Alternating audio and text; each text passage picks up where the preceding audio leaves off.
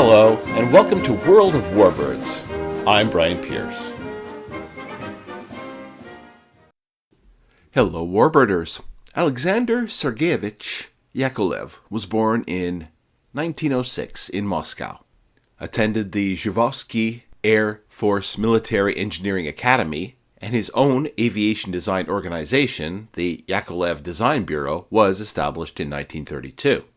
In 1940, Yakolev began working on the first of the World War II Yak fighters, which was originally known as the I-26, but was later known as the Yak-1. There were so many problems with the early Yak-1, it seems amazing that it actually made it into production at all. Firstly, the Klimov M105P V12 engine had so many oil overheating problems that 15 emergency landings occurred during the flight test program. Not an auspicious start. In April 1940, a prototype crashed, killing the test pilot, which certainly did not look good for the aircraft's future either. It was later decided in the official investigation that the pilot was doing unauthorized aerobatics instead of just following the test plan.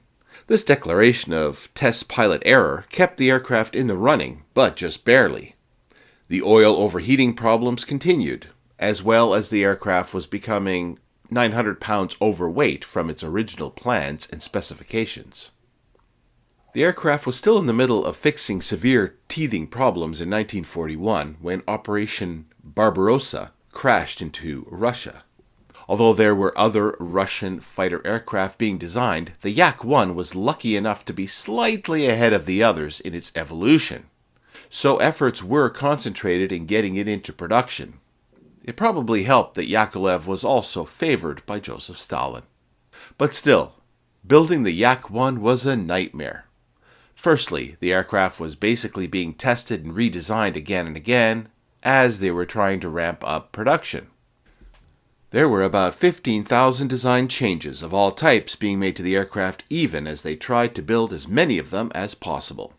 It didn't help at all that the factory was bombed and burned down on June 23rd.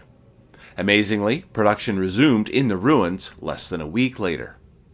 Shortages of just about everything made manufacturing incredibly difficult, and the rushed and slapdash nature of production meant that almost no two Yak-1s were exactly the same, and the use of faulty materials meant that bits would sometimes come off in flight. Many of them had no radios, which didn't matter much, as the Soviets' radio equipment was not known for its reliability anyway. It does seem amazing that the fighter could actually tangle with their main enemy, the fearsome Bf-109, at all. The Yak-1 was also undergunned, but Soviet pilots were known to say that if you get close enough and have better shooting skills, that doesn't matter.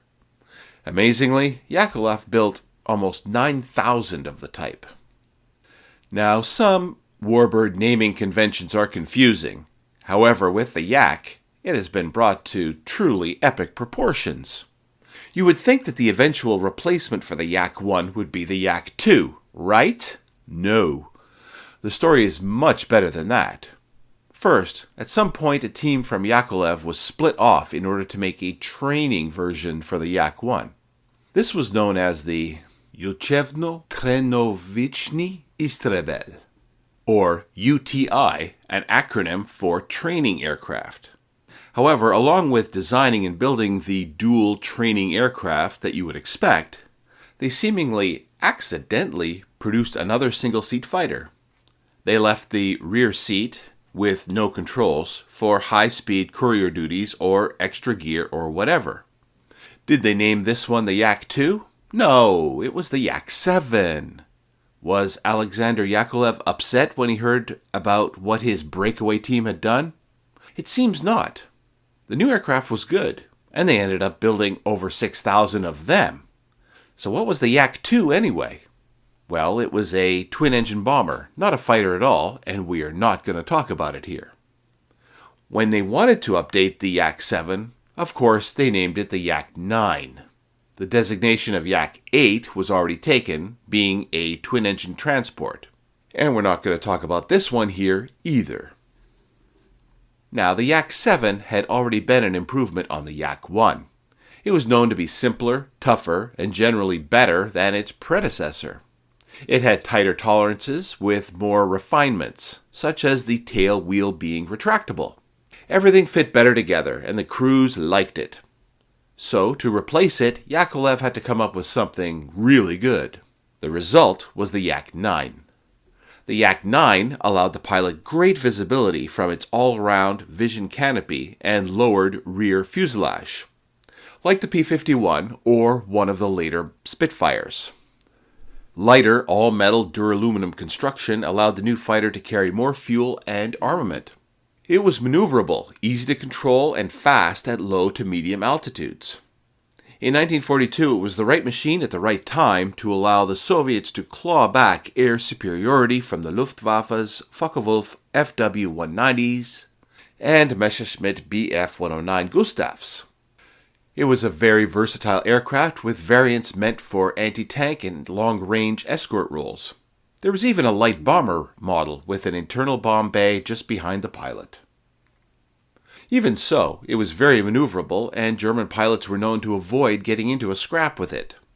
The Soviets built almost 17,000 of them, and they remained in service until after the war and were used by the North Koreans in the Korean War. The Yak-3 was actually introduced after the Yak-9. I told you their numbering system was crazy. It was one of the smallest and lightest fighters of the war. With its 1,290 horsepower Klimov VK-105PF2 V12 engine, this high power-to-weight ratio allowed it to have great performance and be an excellent dogfighter. Like all the Yaks, it had a cowling-mounted gun firing through the propeller disc and a single motorna pushka-mounted or engine-mounted 20mm Schwach cannon firing through the prop hub. The lack of number of guns was made up for by high firing rate. But as I said before, Russian pilots prided themselves on getting close and shooting straight. The Yak-3 was known as a forgiving and easy-to-handle aircraft for both novice and experienced pilots. It was tough but easy to maintain. The Soviets built more than 4,800 of them. There's an argument to be made that this flock of Yak warbirds were all essentially the same basic design, and in another service they would have been grouped together under one type with various marks or models. In that case, with 37,000 built, it would have been the most produced fighter and one of the most numerous aircraft type in history. The most produced aircraft was the IL-2 Sturmovik, until after the year 2000 when the humble and peaceful Cessna 172 would surpass it with 44,000 built. And they're still building them. This video was written, narrated, and produced by a real human being, me. If you like human narrators and hate AI slop, support the channel by becoming a member or send me a super thanks. Or at least, please just like and subscribe and hit the bell. It's all really appreciated. Although I could have chosen any of the many Soviet aces to profile, I'm going to take the opportunity to introduce you to Lydia Litvyak, the first of two female fighter pilots to earn the title of ace. Because of the mores of the day, there were no female combat fighter pilots in the West, but things were different in the Soviet Union, which allowed for a woman like Litvyak to become a fighter pilot and fight in combat. She flew the Yak-1. Lydia Vladimirovna Litvyak, also known as Lilia, was born on the 18th of August 1921 in Moscow. Her mother worked in a shop and her father was a railwayman until he disappeared in the Great Purge in 1937. Lilia was bitten by the aviation bug early. She joined a flying club when she was 14 and she soloed at 15. When the war broke out, she was a flight instructor who had already trained 45 other pilots how to fly. She attempted to join the Soviet Air Force but was turned away for lack of experience. And so she did what many up-and-coming pilots have been tempted to do over the years. She took a pen and wrote in another 100 hours in her logbook. She was accepted in the all-female 586th Fighter Aviation Regiment of the Air Defense Force, and there she learned to fly the Yak-1. Once her training was completed, Lilia was transferred to the 437th Fighter Regiment, which was a men's unit and was operating over the Stalingrad battlefield. Her commander said of her that she was a very aggressive person and a born fighter pilot. If you look at her photo, the one that most often accompanies her biography, she doesn't look like a killer. In my opinion, she actually seems to have the face of a doll, smooth and soft with short curly hair. But wait, check out those eyes. They do have a very determined and focused look. They look quite suited to squinting through a reflector gun sight and squeezing a trigger. And it did not take her very long to do just that. On her third day in the regiment, she was a part of a mission of 4 Yak-1s over Stalingrad when they spotted a group of Junkers Ju-88s, escorted by Messerschmitt Bf-109s. They dove in on the attack, and Lilia's target, a Ju-88, fell from the sky in flames. She was the first female fighter pilot in the world to get a kill. She didn't stop there. On that same day, she knocked down a 109 that had been on the tail of her squadron commander. The pilot of the 109, Staff Sergeant Erwin Meyer, had been able to jump for it and parachuted to safety.